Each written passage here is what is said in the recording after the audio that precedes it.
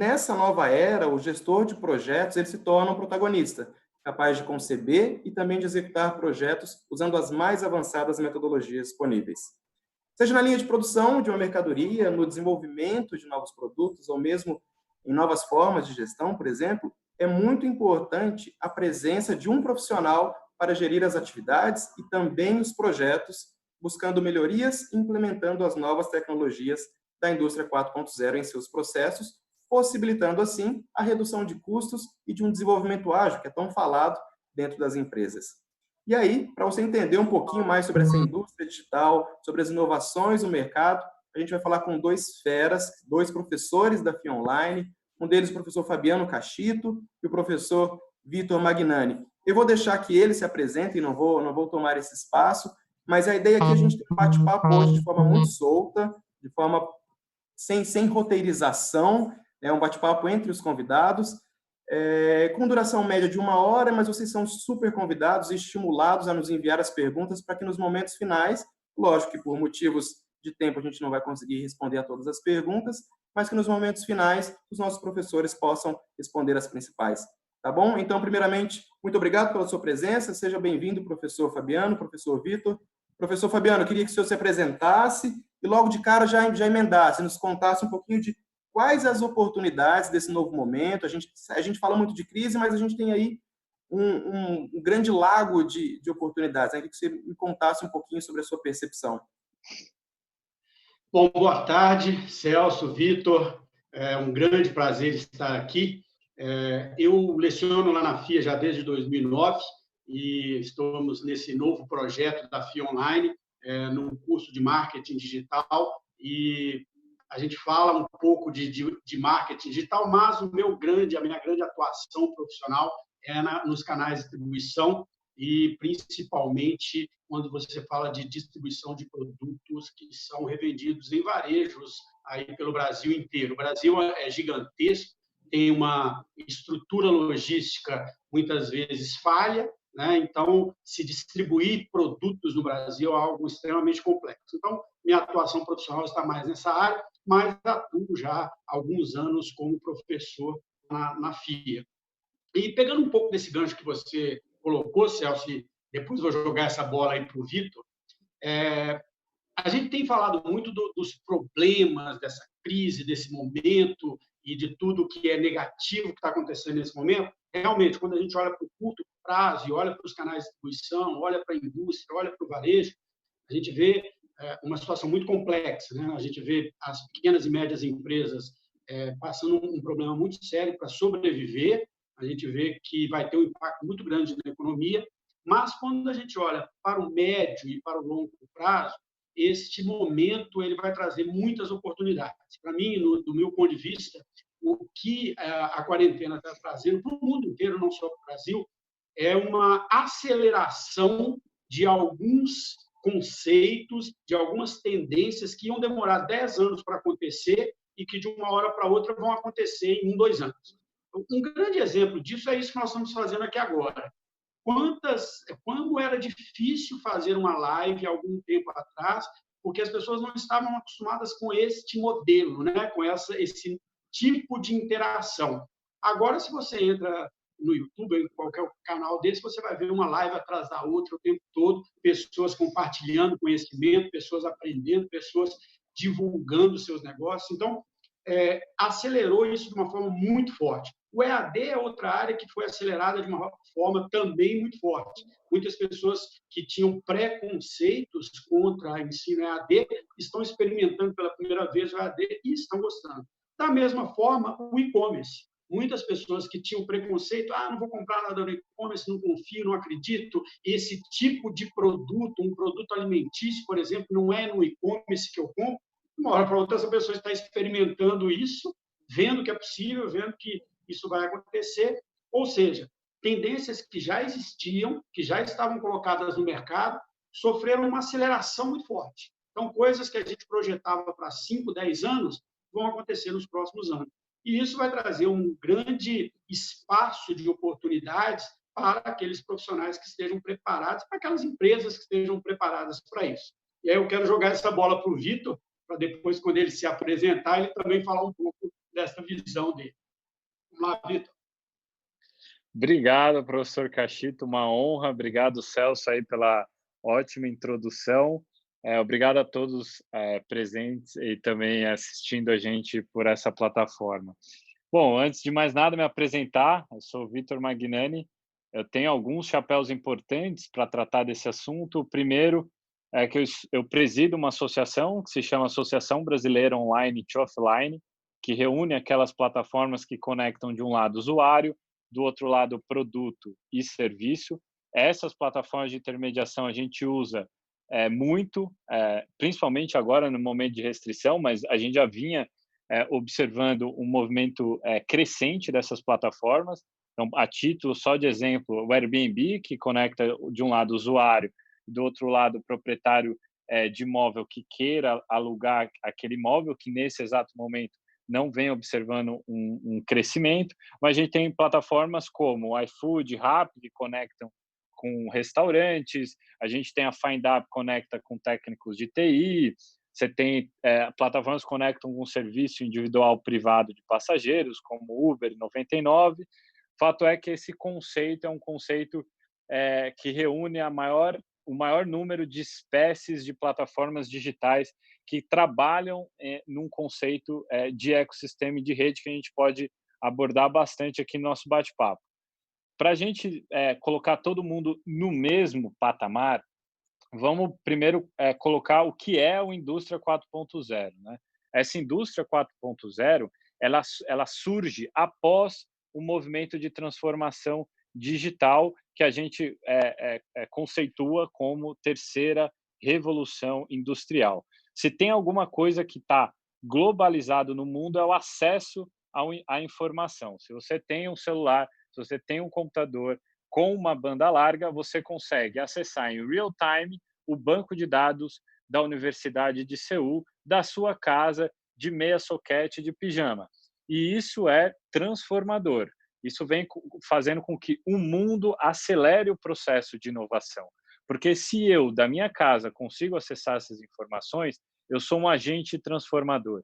Eu não preciso mais acessar polos pensantes e formadores realmente desse conteúdo e desse pensamento para promover essa mudança interna e essa mudança, consequentemente, nos negócios. A partir dessa transformação digital, que a gente observa a indústria utilizando também estes serviços dentro do seu chão de fábrica. Então, é um momento, nessa quarta revolução industrial, de convergência de tecnologias.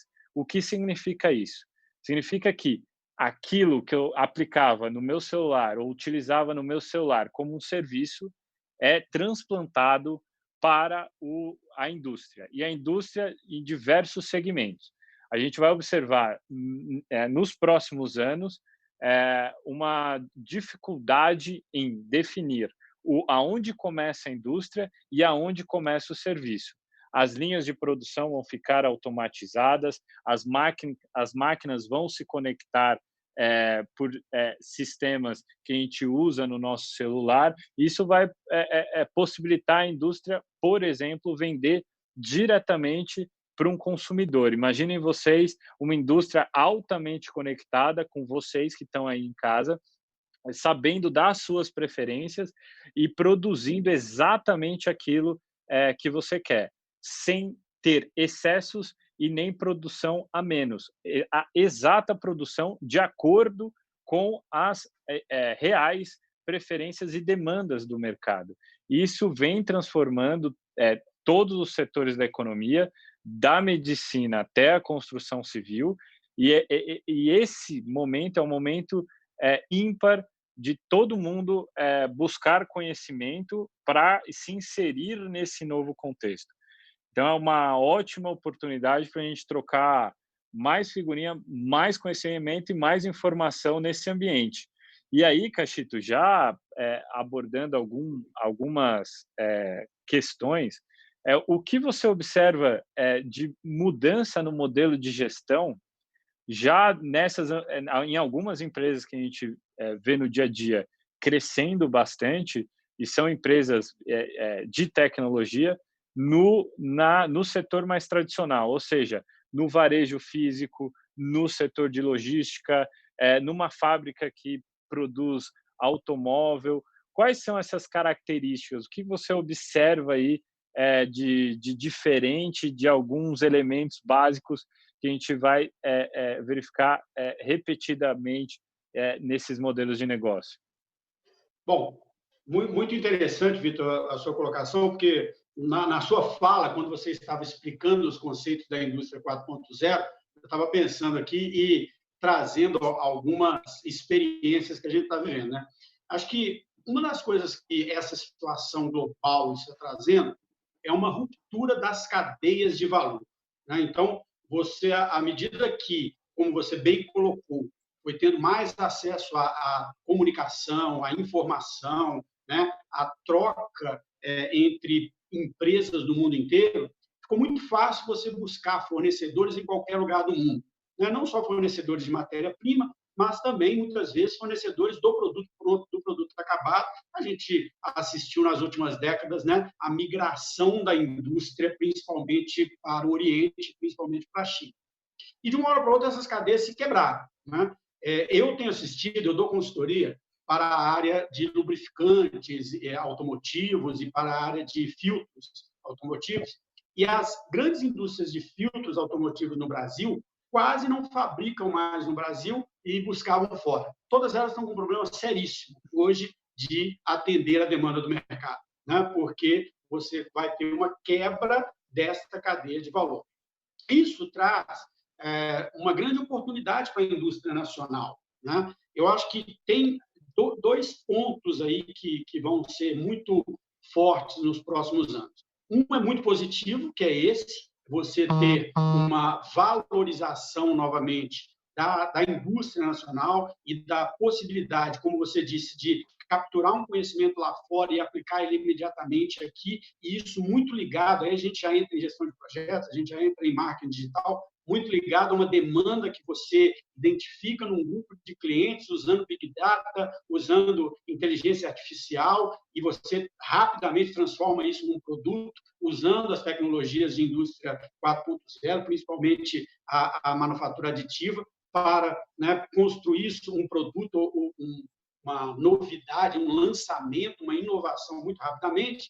Mas nós temos uma mudança política muito grande que vai acontecer, que já vem acontecendo. Yuval Harari, ele chamou atenção para isso recentemente, de que muitos países vão fechar um pouco suas fronteiras, né? Vai ter um crescimento aí dessa visão um pouco mais nacionalista das coisas. E isso vai fazer com que muito desse comércio internacional passe o cliente passe a valorizar o produto nacional, né? Você vê que está tendo essa movimentação de compre da loja da esquina, compre do seu fornecedor pequenininho, tudo isso vai ficar nesse novo consumidor, vai continuar nesse novo consumidor.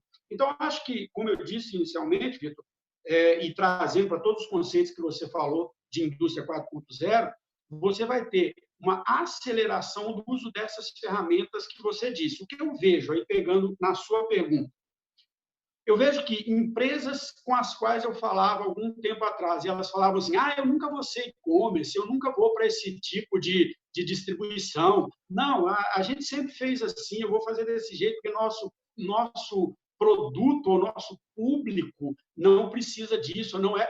Essas empresas se repensaram totalmente, né? Você vê a busca das empresas, mesmo aquelas que achavam que já tinham um e-commerce bem estruturado e viram que não tinham, não conseguiam atender aquela demanda, elas vão ter que se adequar muito rapidamente a essa nova demanda, e aquelas que diziam que não precisavam deste canal vão ter que aprender esse canal, vão ter que aprender a ler o seu consumidor final, a usar ferramentas de inteligência artificial, a usar informações, Big Data, a usar toda essa gama de tecnologias que estão ligadas, né, à indústria 4.0. Quando você fala da manufatura aditiva, da inteligência artificial, da internet das coisas, tudo isso que está ligado, né, à indústria 4.0, à gestão de projetos, pegando os 3 pontos aqui que a gente pode ligar, né? Nós temos o marketing digital, que é identificar no cliente e captar informações do cliente, trazer isso para a empresa, para que ela possa lançar produtos e serviços cada vez mais próximos das necessidades e desejos. Você tem a importância da gestão de projetos, que vai interligar diversas empresas diferentes. Você deu o exemplo da empresa que você dirige, né? da associação que você dirige.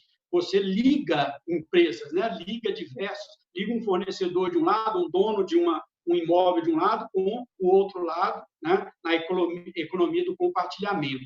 E nós temos também a indústria 4.0, que vai ser extremamente influenciada por essa possibilidade, né? Essa necessidade de você atender essas demandas muito customizadas, né? As pessoas estão cada vez mais buscando aquele produto customizado para as suas demandas, para as suas necessidades, para aquilo que ele precisa naquele momento.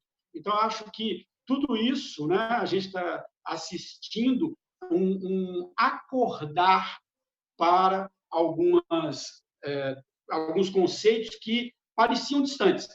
Recentemente, o Senac ele tem um projeto muito legal sobre a indústria 4.0, né? O Senac faz um trabalho sobre isso, e ele tinha, o Senai também, e ele tinha um levantamento, desculpa, não o Senac, o Senai, e o Senai falava o seguinte, que a grande parte das indústrias ainda não viam nos próximos anos a utilização dos conceitos e das tecnologias da indústria 4.0 no seu negócio. Se essa pesquisa for feita novamente pelo Senai agora, pode ter certeza que as indústrias vão dizer que veem a aplicação dessas tecnologias muito brevemente nos seus negócios, né? E aí eu queria que você, Vitor, falasse um pouco dessa experiência que você tem de algo que para mim, é o futuro de tudo isso que nós estamos falando, que é a economia do compartilhamento, que é você ligar, né, fornecedores de um lado e, do outro lado, os clientes, de uma forma completamente diferente dos canais de distribuição tradicionais, que são aqueles que eu trabalho hoje, né? Eu trabalho com os canais de distribuição tradicionais, e você já está,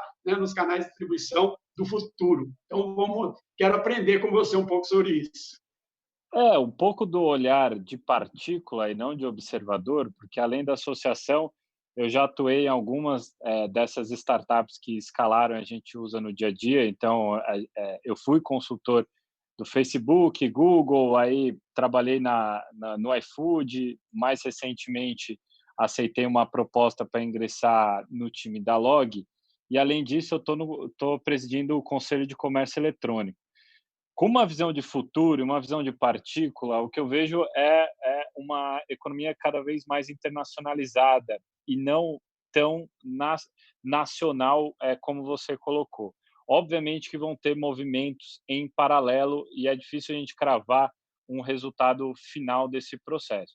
Mas na linha do que eu estava colocando, já que a gente já tem um acesso muito maior à informação, seja no nosso quarto, seja para os nossos negócios, então, trocando em miúdos, as empresas tradicionalmente tinham o business intelligence, né? Que era a pessoa que ficava lá analisando e prospectando os seus concorrentes, contratando pesquisas de campo.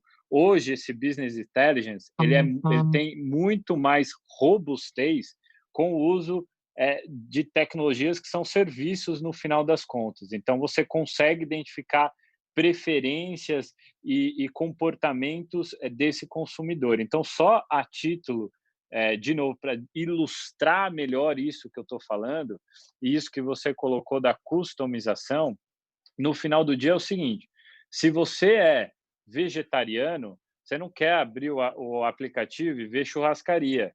Você quer ver opções de vegetariano. E as opções de vegetariano aparecem na tela do seu celular porque há um algoritmo, ou seja, é algo programável, há um software ali embarcado que já identificou que as suas preferências estão de acordo com o perfil de vegetariano ou vegano. E aí ele começa a te sugerir essas opções. Esse tipo de comportamento também vai ser visto no mundo físico, em qualquer setor, tá? O que a gente usa muito hoje dentro desse universo da economia digital, que é a experiência do usuário, ou seja, a gente não fala mais do serviço de atendimento ao consumidor, a gente não fala de saque, a gente fala de experiência do consumidor. Experiência do consumidor significa que eu estou olhando para ele desde o momento que ele entra até o momento que ele sai, e como ele se comporta e se a minha ferramenta está atendendo às expectativas daquele consumidor. Se é amigável, se é ágil, se consegue converter em compra de acordo com as preferências dele. Então, esse conceito de experiência do usuário vai ser e já está sendo aplicada em vários negócios do mundo físico. De novo, é bom a gente ilustrar para ficar claro, para não ficar um papo aqui de tarólogo. Muitas lojas como a da Nike, eu vou dar um exemplo de uma empresa grande, vou dar um exemplo de uma empresa pequena, tá? A pequena talvez vocês não conheçam, mas a Nike todo mundo aqui conhece. A Nike tem algumas lojas espalhadas pelo mundo centrada nesse conceito de experiência. Ou seja, a pessoa entra na loja não para verificar quantos tênis existem lá pretos porque ele quer um tênis preto. Não, ele já sabe que existe o tênis XYZ preto lá na plataforma da Nike. Ele só vai à loja para pegar aquele tênis e experimentar, por exemplo, uma simulação de uma corrida em Paris, ou mesmo para jogar uma partida simulada de basquete. Tá? Então, é esse que é o conceito da experiência que vai impactar o varejo. Dentro dessa perspectiva também, tem um restaurante aqui próximo da Zona Leste de São Paulo, que se chama Jerônimo, que na verdade é um braço do Madeiro, que utiliza totens de atendimento, aqueles que o McDonald's lá atrás já tinha implementado. Só que ele coloca aqueles totens de atendimento no centro do restaurante. Eles criam um ambiente de espécie de um lounge naquele restaurante, então é uma luz um pouco mais baixa, há um som ambiente muito diferente, e a pessoa que passa na frente daquele restaurante vê algo de diferente e desperta o interesse de entrar lá e ter uma experiência que o cara não tem atendente, então é diferente do McDonald's. O McDonald's ele coloca o totem na mesma linha do atendimento presencial, então para o consumidor acaba sendo uma escolha aonde tem uma fila menor, e o consumidor vai lá para experimentar aquela novidade. Tá? Esse é um dos conceitos que a gente vai ver cada vez mais aplicados.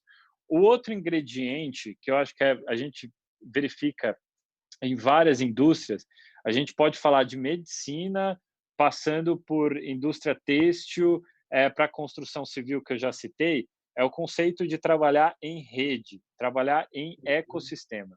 Trabalhar em rede não significa necessariamente que você está trabalhando com a internet. Não. Trabalhar em rede significa que você consegue operar com todo o elo da cadeia conectado e que esses elos da cadeia conseguem se comunicar.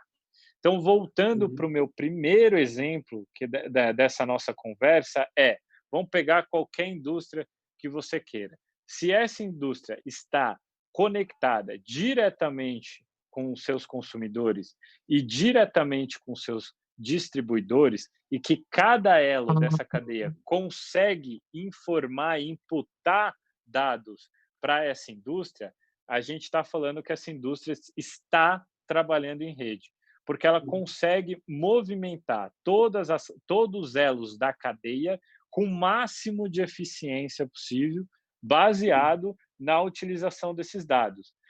Outro ingrediente desse trabalho em rede é que muitas indústrias e plataformas digitais já estão fazendo isso, estão criando comunidades próprias. Então, haverá uma comunidade Fiat, uma comunidade, como existe uma comunidade Rappi, uma comunidade Amazon. E essas comunidades, elas estão conectadas numa marca que não necessariamente vai fazer exatamente aquilo que inicialmente ela fez. Por quê? Porque se ela está realmente trabalhando em rede, recebendo esses dados, pode ser que o consumidor dela mostre outras preferências.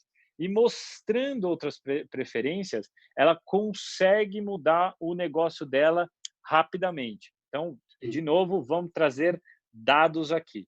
Se você reparar bem, a Apple começou a vender computadores. A 100% da receita dela era venda de computadores. Hoje, a venda de computadores pela Apple não é a maior fonte de receita dela. Ela vende isso aqui, ela vende celular, ela vende relógio, ela vende outras coisas. Tá? Se você pegar a Amazon no início, não é a Amazon de hoje. A Amazon no início era um marketplace de livro. Hoje isso significa 20% do faturamento da Amazon. Hoje a Amazon tem inúmeros outros serviços. Tem serviço de streaming, tem serviço de cloud, ou seja, armazenamento de dados na nuvem. Então a gente vai passar por um processo também nessa nova indústria, nessa quarta revolução industrial de convergências tecnológicas, em que muitas empresas que a gente está vendo hoje vão ter que mudar bastante o produto, mudar bastante o serviço para se adaptar, se atualizar dentro do novo contexto. Isso para que a gente não tenha o mesmo que ocorreu, por exemplo, com a Kodak, que sumiu do mapa, com a Blockbuster, que sumiu do mapa. Eu vou dar um último relato aqui, né? Eu tenho um filho de 2 anos e meio, né? O meu filho, ele é vidrado na galinha pintadinha. Você bota a galinha pintadinha na TV, o meu filho vira um zumbi. Ele fica muito feliz, bate palma. Sim, eu fico feliz de ver o quanto que ele gosta da galinha pintadinha. Quantos anos de existência tem a galinha pintadinha? Muito pouco. Alguém sabe a história dos produtores da galinha pintadinha? A história da galinha pintadinha é a seguinte: são 2 produtores, músicos, que criaram essa galinha maldita, porque ela repete aquela música, é infernal. Às vezes eu estou aqui em casa, aqui, ó, sem fazer nada, eu olho para o teto, vem a música da galinha pintadinha no meu cérebro, de tão assim chiclete que é essa música. Esses caras criaram esse monstro, enviaram para a Rede Globo de televisão, a Rede Globo falou, cara, imagina, eu vou deixar esse produto entrar aqui. Essa galinha aqui, cantando esse negócio, assim, várias vezes, seguidamente, não vai. O que os caras fizeram? Eles pegaram esse produto, colocaram numa plataforma de over the top, de streaming. Palavras em inglês bonitas, no final das contas é o YouTube mesmo. São essas plataformas de vídeo. Colocou no YouTube, o negócio foi um fenômeno. Eu tendo a achar que, e essa minha, agora é chute, tá? Eu tendo a achar que algum pai engajado, como eu, deve ter visto o desenho, botou para o filho assistir. O filho ficou feliz pra caceta. Aí ele colocou no WhatsApp do grupo dos pais engajados. Os pais engajados olharam aquele treco e falaram, putz, que sensacional. E começaram a espalhar a notícia, ó, produto fenomenal. E o negócio pegou a tal ponto que hoje a galinha pintadinha é um dos produtos mais licenciados para público infantil, competindo de pau a pau com a Turma da Mônica. Quanto tempo Maurício de Souza levou para criar a Turma da Mônica? O dedo do Maurício de Souza está até torto, de tanto que o cara desenhou. E aí vem uma galinha maldita e consegue tudo que conseguiu num curto espaço de tempo. É porque soube trabalhar em rede, soube realmente utilizar os canais adequados. E o resto é história. Ô, Vitor, eu quero pegar alguns pontos do que você disse. Posso pegar uns ganchos aí, que eu achei muito legal. Eu leciono canais de distribuição, é uma das disciplinas que eu leciono. E quando você analisa os canais de distribuição tradicionais, né? Aí, desculpa aí quem está ouvindo, agora vocês vão ouvir um pouquinho de teoria. Né? Quando você analisa os canais de distribuição tradicionais, o que você tem? Uma linha, né? Fornecedores, indústria, atacadistas, distribuidores, varejistas, consumidor final, lá embaixo, né? E, em geral, você tem um desses elos, pode ser a indústria, pode ser um grande atacadista, pode ser um varejista, depende muito do canal, que vai exercer o papel de líder desse canal e vai impor suas condições em todos os outros membros do canal, né? Então, em alguns casos, é a indústria, quando a indústria detém o maior poder, em alguns casos é o atacadista, que ele é quem detém o poder, em alguns casos é o próprio varejista, quando a gente olha, por exemplo, essas grandes redes de supermercados, no canal de alimentos, muitas vezes eles é que detêm o poder. E esse modelo era um modelo de luta de poder, ou seja, para eu ganhar mais, você vai ter que perder. Para eu aumentar a minha margem, eu diminuo a sua, né? E a gente já assistiu isso aí dezenas de anos, essa luta, né, é uma soma de eu ganho e você perde, certo? Quando vamos para isso que você disse, dos canais da rede, o que você tem não tem ninguém mandando naquilo ali ou exercendo o seu poder. Tem uma série de empresas ao mesmo tempo trabalhando juntas, com as suas competências, com os seus conhecimentos, com o seu know-how, suas tecnologias, e todo mundo ganhando com isso, né? E os membros dessa rede, eles só ficam nessa rede porque é interessante para eles, não porque eles estão sendo coagidos a isso, né? Eu acho que esse é o grande ganho. Eu vi numa das perguntas aqui que o pessoal fez, como que é isso no Brasil? Como é que a gente traz isso para a realidade brasileira? Eu acho que traz para a realidade brasileira, principalmente quando você pensa que o Brasil não é só as grandes capitais, que o Brasil é um país gigantesco, uma logística extremamente complexa, com regiões do país que metade do ano você não chega, porque você não tem estrada, não tem condições. Mas, quando você traz isso para o Brasil, você vê que essas redes, elas fazem muito mais sentido para as pequenas e médias empresas do que fazer parte de um grande canal de distribuição comandado por um líder que vai exercer seu poder sobre os demais, né? Então, acho que isso é um ganho muito grande, principalmente para as pequenas e médias empresas, e aí entra uma competência muito importante que você citou, né? Que é o profissional que consegue se relacionar com todas essas empresas diferentes, players diferentes dessa rede, né? É o cara que consegue traduzir, muitas vezes, as demandas, as necessidades, as informações, né, de uma realidade de uma empresa para outra empresa. Então, esse gancho seu aí é fenomenal. E eu queria pegar um exemplo do que você disse e trazer para uma realidade que está acontecendo agora, para a gente trazer para algo que está acontecendo agora. Você citou o exemplo da galinha pintadinha e falou, olha, eles levaram lá na Globo e ela falou, não, isso aqui não tem nada a ver, não queremos isso. Cara, nós estamos assistindo um fenômeno que está acontecendo nesse momento, que são as lives dos cantores, né? As grandes redes de TV estavam sem saber o que fazer, elas estão reprisando programas que já passaram, reprisando novela, reprisando programa, não sabiam o que fazer, reprisando jogo de futebol de 2002, sem saber o que fazer. E aí, um artista foi lá e falou, opa, peraí, eu vou fazer uma live daqui de casa. E aí o outro fez, e isso é algo que se tornou tão gigantesco que as redes agora querem trazer isso para dentro delas, né? E isso nasceu naturalmente com essa possibilidade que as pessoas têm hoje de serem produtoras do seu próprio conteúdo, de serem produtoras do seu próprio negócio. Então, acho que é um exemplo que tem muito a ver e que traz muito para essa nossa realidade atual aqui. E eu queria pegar um gancho interessante no que você falou sobre a questão das redes, porque eu peguei um estudo da Nielsen sobre os principais impactos, né, que a gente vai ter aí nas cadeias em geral, né, nos business, nos negócios em geral. E ela chama atenção para 2 pontos que tem tudo a ver com o que você falou.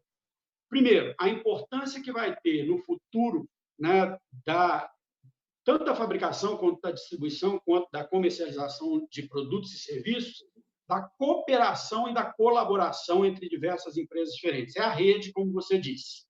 E a outra tendência que eles apontaram, que também tem muito a ver com o que você está falando, é a questão dessa cadeia inteligente e responsiva, ou seja, que responde rapidamente a uma mudança do consumidor final, a uma necessidade do consumidor final. Não é aquela cadeia que empurra um tanto de produto, coloca ele lá e o consumidor compra aquilo que tem. É aquela cadeia que entende e entrega exatamente a oferta de produtos e serviços necessários para aquele cliente naquele momento, né, do jeito e no momento que ele quer. E para isso você tem que lidar com essa imensidão de dados que a gente gera o tempo todo, né, para essas empresas. Você falou da Amazon, eu tenho a Alexa, né? E a Alexa, ela sabe tudo de mim, acho que mais do que eu, né? Porque ela coleta informações o tempo todo do que eu visito, do que eu falo, do que eu assisto, do que a gente usa no cotidiano, e isso dá para a Amazon uma capacidade de me entregar o produto correto que é absurda, né? Então, assim, na minha assinatura lá do Kindle, o que eles me sugerem são exatamente os livros que têm a ver com o que eu leio o tempo todo, né? E eu acabo seguindo ali as indicações, porque eles me mostram coisas que eu não conhecia e que tem tudo a ver com aquilo que eu quero, né? Então, é essa capacidade de integrar essas diversas coisas. E só para fechar os comentários em cima do que você falou,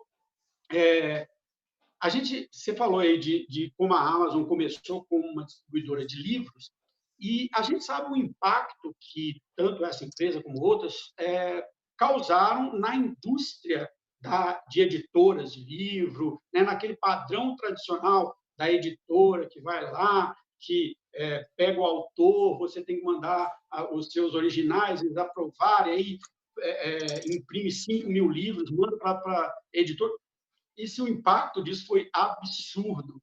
E o que você vê hoje nas editoras tradicionais, eu assisti uma live essa semana de um editor que falando exatamente isso, falando assim, olha, esse modelo não existe mais no Brasil. Você hoje que é autor, você vai ter que buscar o seu caminho de autopublicação, porque esse modelo não faz sentido.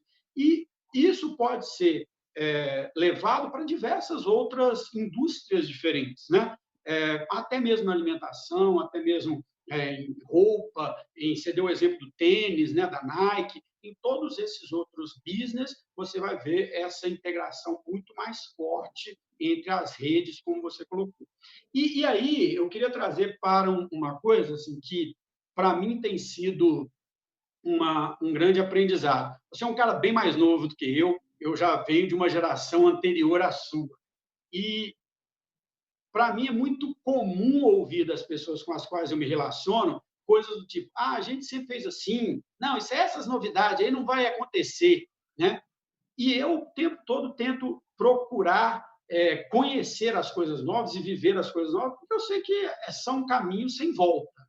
E aí eu queria que você, que participou, né, de tantas startups que hoje estão presentes no nosso dia a dia, o que você vê das empresas que já existiam anteriormente e que estão sendo impactadas por esse tipo de negócio inovador, né, como você citou? Eu estou vendo algumas se adaptarem, outras nem tanto, né? Só para te dar um exemplo, como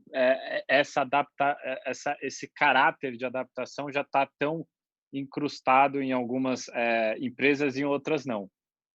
O iFood. O iFood tem um propósito, ou seja, o objetivo final da empresa não é vender comida, muito menos entregar comida. É revolucionar o universo da alimentação. Ponto. Veja que com esse propósito você encaixa um monte de coisa. Hoje ele pode começar com o marketplace e depois fazer outra coisa dentro do segmento que ele se propôs a fazer essa revolução, que é a alimentação. Tá? Então, algumas empresas estão conseguindo se adaptar, outras nem tanto, outras resistem. Então, vamos pegar exemplos clássicos. Se você chegar hoje lá no Itaú ou no Bradesco e chegar num departamento inteiro que sempre rodou com impressora, que sempre rodou de determinada maneira e que ainda assim tem lucro, e falar para o departamento inteiro, falar, ó, acabou, a gente vai ter que mudar radicalmente. A tendência das pessoas é resistir a esse processo de mudança. E quando as pessoas resistem a esse processo de mudança, a empresa acaba resistindo a essa mudança. A mudança e esse processo de adaptação que envolve inicialmente uma digitalização e depois essa convergência tecnológica, ela começa de baixo para cima. Não adianta vir um gestor com uma ideia super bacana, falar, ó, eu vou transformar e eu vou mudar radicalmente essa empresa. Por quê? Porque nada que é top-down funciona, no final das contas, quando a gente fala de comportamento humano.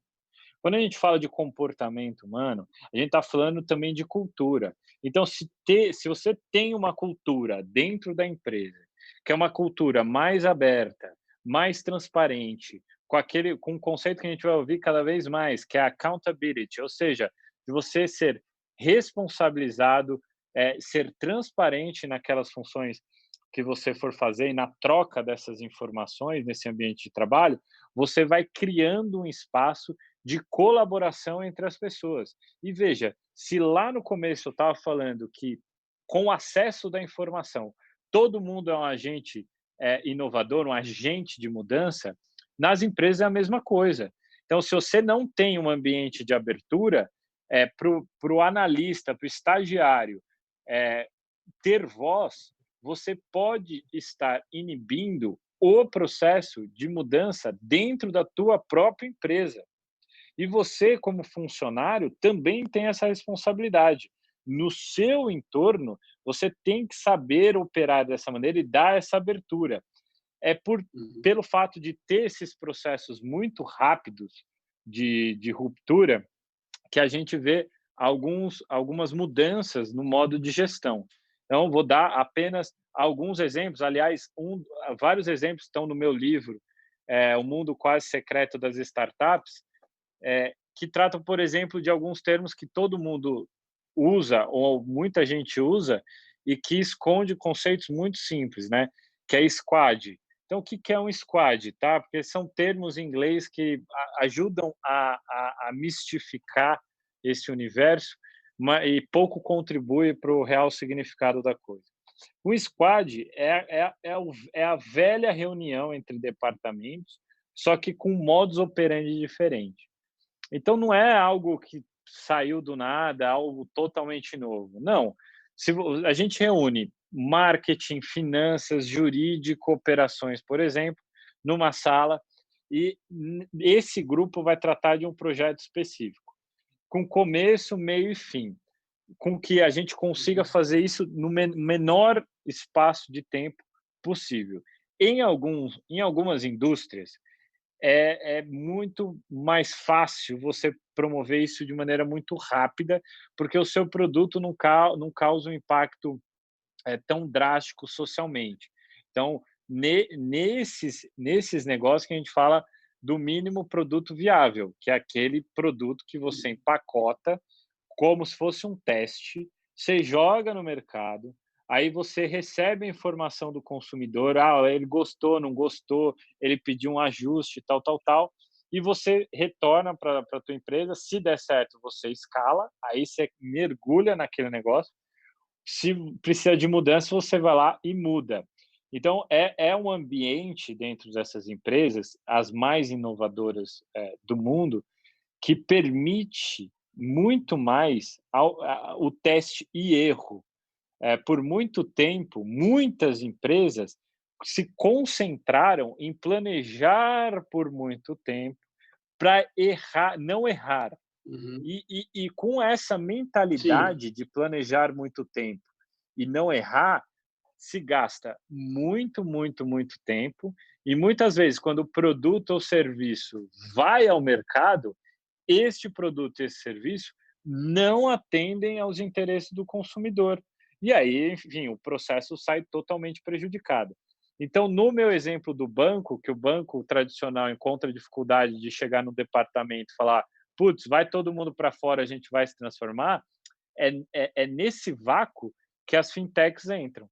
Aí a gente tem fintech de crédito, credenciadora, subcredenciadora, adquirente, sociedades de crédito peer-to-peer. Você tem um leque de empresas surgindo nesse vácuo, num vácuo que é proporcionado pela falta de uma aderência da base para esses processos de mudança. todo mundo no discurso é a favor de mudança, mas vai mudar você na prática, sabe? Se você acorda de um jeito e logo que você acorda, você vai ler jornal, quando você não lê jornal, você fica puto da vida. Então, assim, você precisa ter uma mudança, assim, drástica. Isso requer um processo de reconstrução e até de desaprender algumas coisas, né? E isso a gente está vendo nas formações mais de ponta que a gente possa imaginar.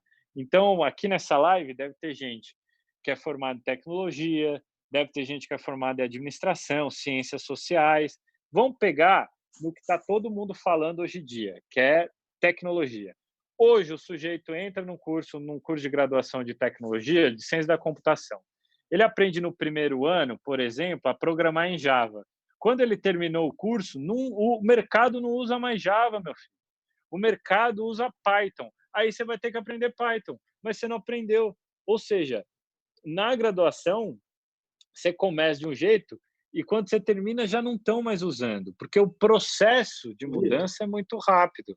Então, é isso que eu acho que as empresas precisam centrar nesse momento. Por isso que a área de recursos humanos, que hoje muitas empresas dão nome de people, de gestão de pessoas e tal, é fundamental, é pedra angular da transformação da empresa, porque é ali que você vai tratar de cultura, que vai tratar de diversidade. Então, vamos falar de diversidade. Diversidade é um conceito chave nesse processo de transformação, nesse processo da nova indústria. Por quê? Se eu estou falando para vocês que a gente tem um processo de inovação muito mais rápido, inovação não é um negócio assim, cara, olha, me veio um negócio do céu e eu parei. Não é isso. O processo de inovação é um processo de combinação de conhecimentos. Então, vamos lá. Se você é médico, talvez se você tenha um encontro com a engenharia, dali pode sair, por exemplo, uma solução mecânica para uma perna, para um braço, para um órgão do corpo. É que por anos eles não se encontraram, só que as áreas estão se encontrando. Então, voltando, diversidade é um processo fundamental nesse processo. Por quê? Porque se você tem um ambiente diverso, ou seja, pessoas com diferentes etnias, diferentes credos, diferentes pensamentos, você acaba fazendo com que essa mistura promova essa inovação, essa mudança necessária dentro das empresas. E aí eu vou parar porque o Celso entrou aí, ele me falou que quando ele entrasse ele ia botar a ordem no coreto. Ô, Celso, você vai deixar eu comentar um negócio antes de você começar, pode? Claro, fique à vontade, eu só entrei para ligar. Não, porque o Vitor falou uma coisa muito interessante e eu lendo aqui os comentários, eu peguei 3 comentários que tem muito a ver com o que ele falou. O primeiro foi do Roberto Helfstein, acho que é isso, que fala que, no fundo, ninguém gosta de mudar. E você falou isso, é verdade, as pessoas não gostam de mudar. Tem um outro também, do Francisco Geron, dizendo que algumas escolas estão pondo como matéria complementar a indústria 4.0, e o José Marcelo comenta logo na sequência assim, né, que nenhuma escola de administração está ensinando esses modelos atuais. Você falou de tecnologia, de se ensinar Java. Cara, em administração, a gente ainda está ensinando Taylor, né? E não está falando de uberização, não está falando de outras coisas. E eu sei que já estamos em cima do nosso tema, mas teve um comentário aqui que, coincidentemente, é de um grande amigo meu, Fábio Batistella, foi meu professor, então quero até agradecer ao Fábio por ter sido meu professor e estar aqui agora. O Fábio colocou o seguinte, uma coisa que, para mim, é muito importante.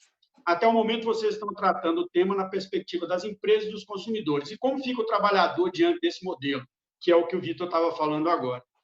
E para mim, esse tema é importante porque eu, no LinkedIn, eu já atuo lá há bastante tempo, posto muita coisa, tenho bastante seguidores lá, e lá eu falo sobre a questão do desemprego, da recolocação profissional, do reposicionamento de carreira, né? Sempre foi o meu tema lá. Recentemente, eu lancei pela Alta Books um livro chamado Do Desemprego à Recolocação, que usa exatamente as postagens que eu faço lá no LinkedIn para falar dessa importância do profissional se reinventar, porque o mundo mudou aqui do lado dele, e se ele ficar como ele era antes, ele não se recoloca.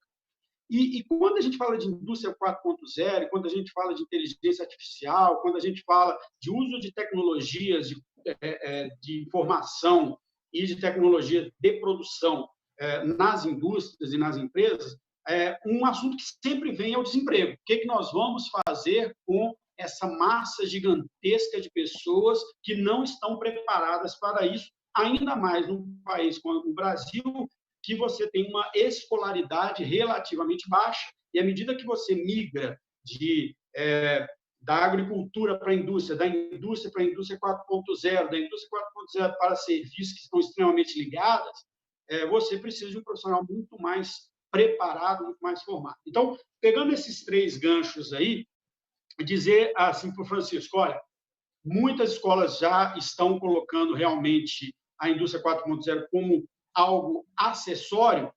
A FIA tem um curso, uma das pós-graduações da FIA é de indústria 4.0, para falar exatamente desse assunto, porque é um assunto fundamental para o futuro da carreira de qualquer pessoa. Dizer para o Marcelo que, Marcelo, realmente, quando você pensa principalmente em graduação, muitas escolas não estão pensando, não estão trazendo esses novos modelos, né?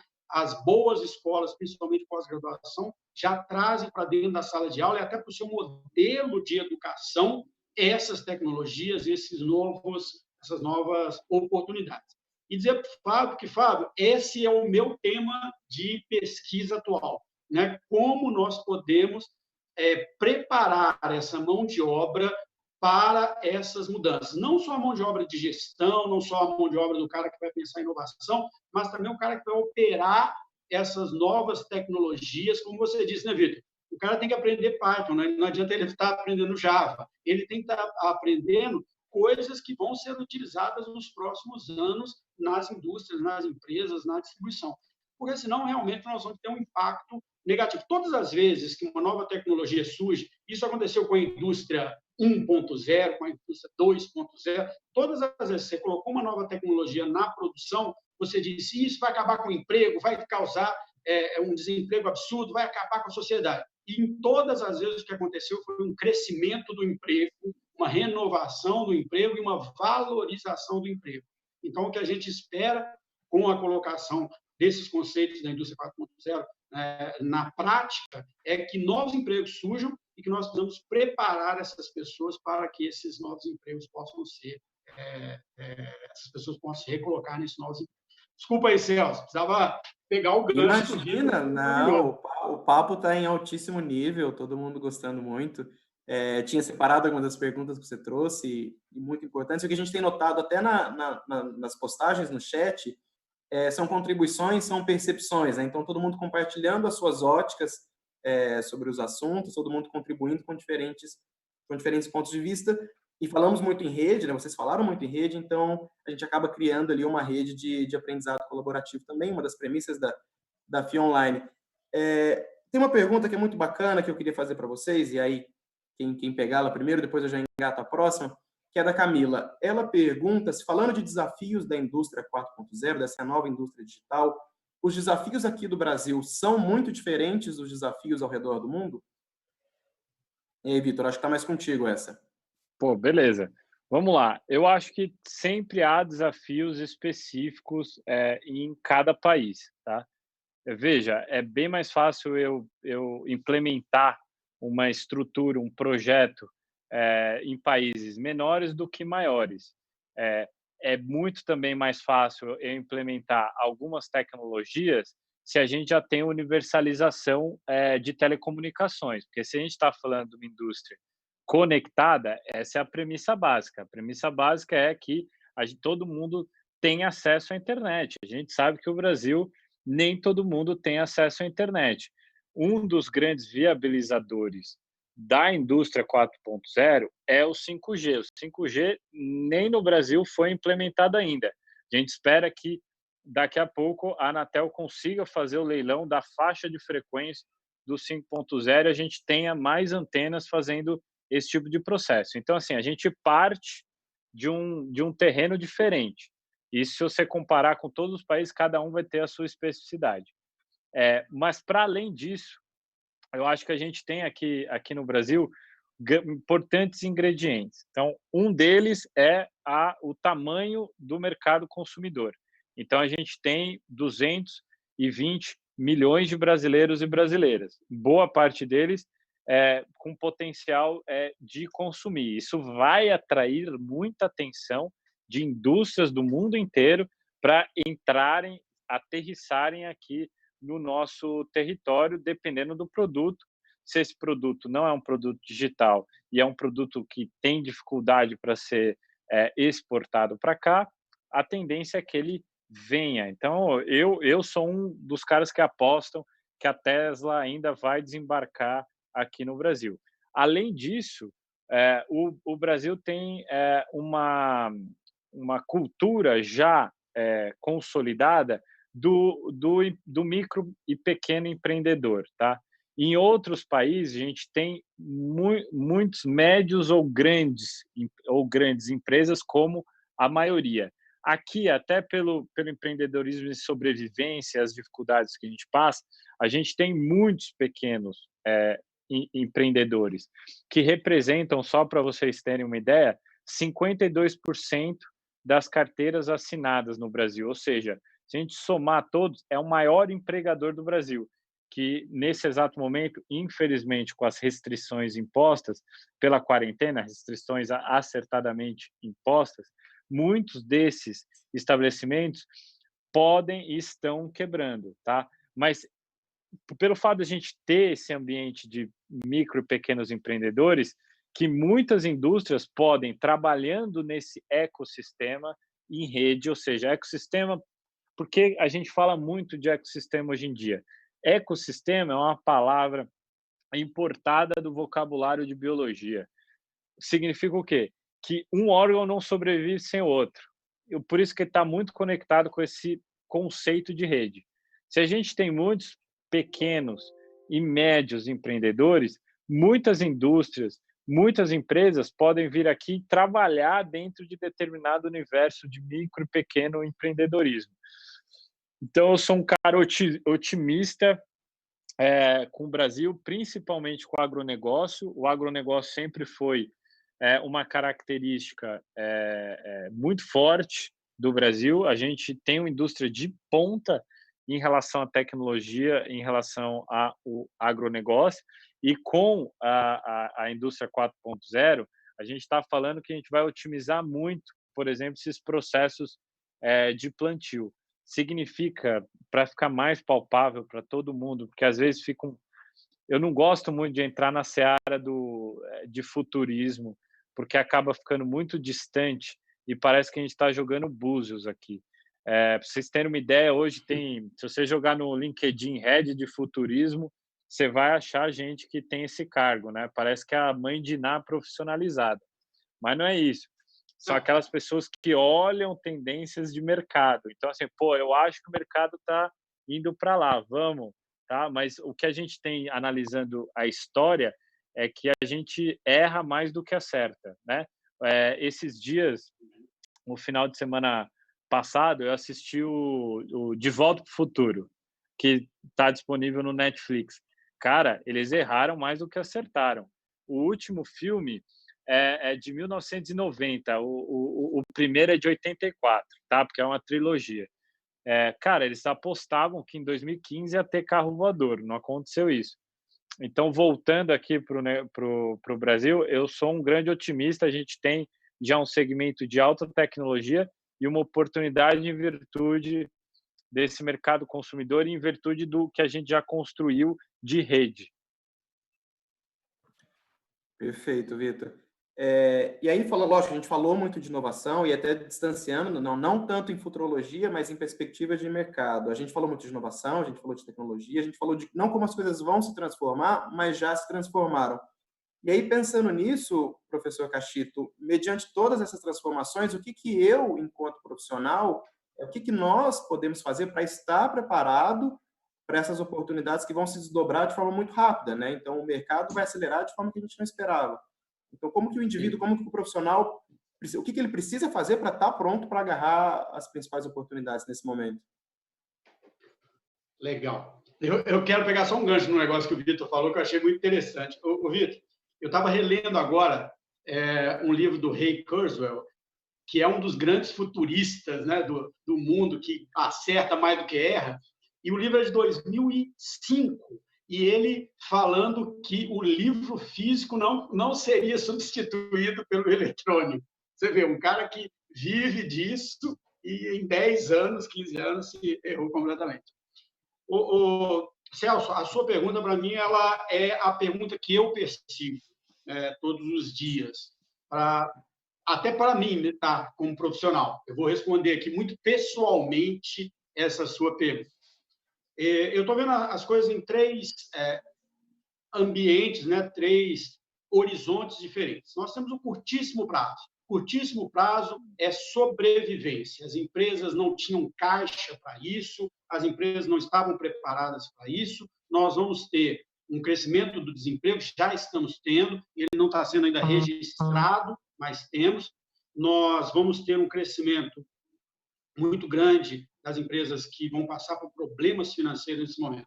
Este momento depende de algumas ações de governo, depende muito de como o mercado vai se comportar nos próximos meses. Mas é um momento que vai passar, até o final do ano ele acaba.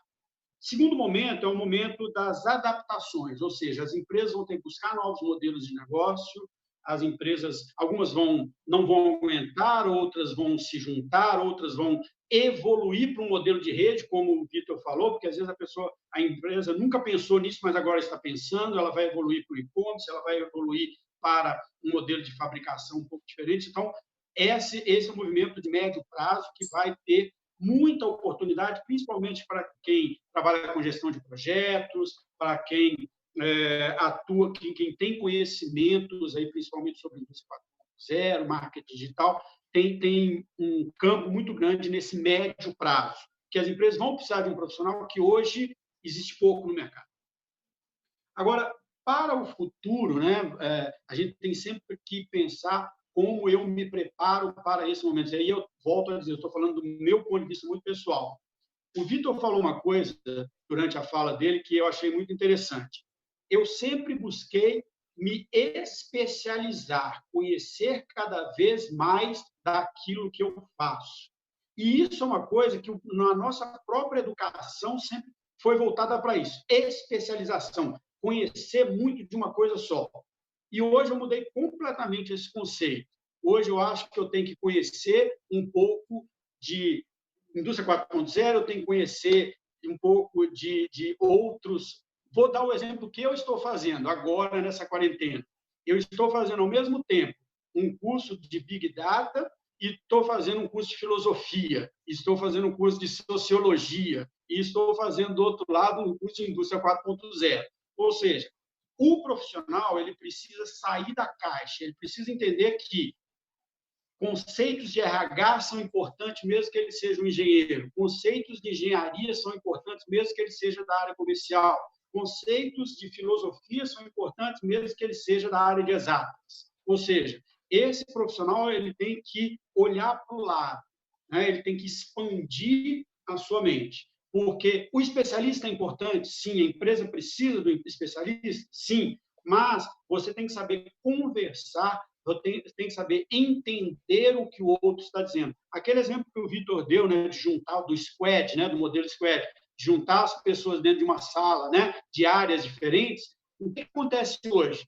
O cara de finanças fala financês, o cara de TI fala TIs, e o cara de vendas fala vendês. E ninguém entende ninguém, né? Então, esse profissional multifacetado, esse profissional que entende dos diversos conceitos diferentes, ele vai ser muito valorizado nos próximos anos, porque ele vai conseguir fazer parte dessa rede e vai ser uma pessoa, um hub dentro dessa rede, né? Uma pessoa que interliga outras dentro dessa rede. Então, acho que é esse que é o caminho que eu, pelo menos, tenho procurado desenvolver nos próximos períodos aí.